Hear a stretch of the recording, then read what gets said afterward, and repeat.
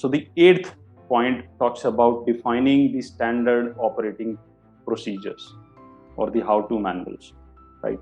Why is it important?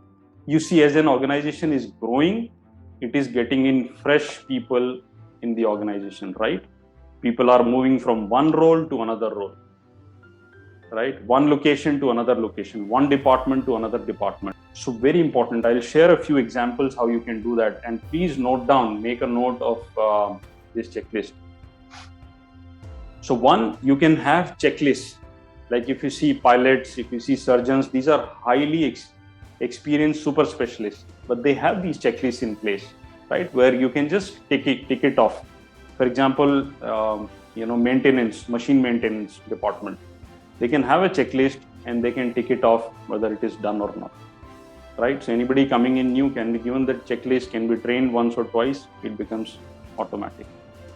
You can photograph some of your best people doing a certain process in a certain manner, right? Showcase the best examples to the newcomers in this process. We can also create audio and video manuals or files wherein the people who are experts or who are your best top performers are actually creating those videos and audios as to how a process should be done, right? Do that. Invest in doing some of these activities so that it becomes easier and easier as you move along. Infographics, flowcharts, Excel sheets, right? Software, very, very important lever in today's term.